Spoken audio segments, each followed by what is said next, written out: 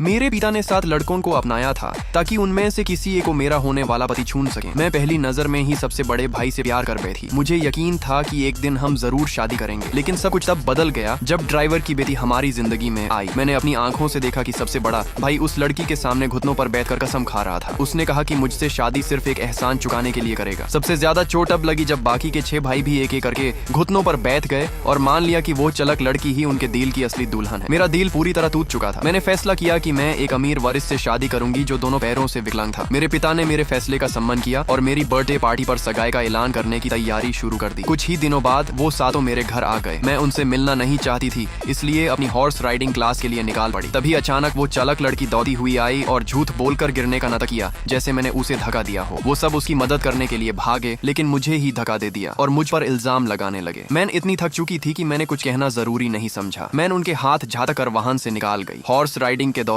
उस आदमी ने सबके सामने उस लड़की को घोड़े पर चढ़ने में मदद की। जब वो उतरने लगी तो उसने घुटनों पर बैठकर उसे संभाला। मैं बस ठंडी सी हंसी क्योंकि मुझे समझ आ गया था कि मुझे सिर्फ खुद पर ही भरोसा करना होगा। अचानक मेरे घोड़े की रेंज टूट गई और मैं जोर से जमीन पर गिर पड़ी, लेकिन उसने मेरी तरफ पलट कर भी नहीं देखा। जब मैं हॉस्पिटल में होश में आई तो वो मेरे लिए चिंता दिखाने लगा। मुझे लगा शायद उसका दिल बदल गया है, लेकिन फिर मैंने अनजाने में सुन लिया कि उसने जानबूझकर साजिश रची थी सिर्फ उस लड़की के लिए बदला लेने के लिए। मैं बिल्कुल सन्न रह गई। जब मैं हॉस्पिटल से घर लौट रही थी तो वो सब मुझे लेने के लिए गाड़ियों के साथ खड़े थे। यूं लगा मैं उसकी गाड़ी में बैठूंगी, लेकिन मैंने उन्हें पूरी तरह नजरअंदाज कर दिया और सीधा घर के ड्राइवर की गाड़ी में बैठकर चली गई। मेरी बर्थडे पार्टी के दिन वो चलक लड़की मुझसे पहले ही मिलने आ गई। उसने मुझे धमकी दी कि मैं सबसे बड़े भाई को अपना फियांसे न चुनूं, चाहे मैं बाकी 6 में से किसी को भी छून सकती हूँ। गुस्से में आकर मैंने उसे जोर से थप्पड़ मार दिया। उसी वक्त सबसे बड़े भाई ने हमें देख लिया और मुझे धमकी दी कि मुझे इसका अंजाम भुगतना पड़ेगा। जैसे ही मैं अपने होने वाले पति का नाम अनाउंस करने वाला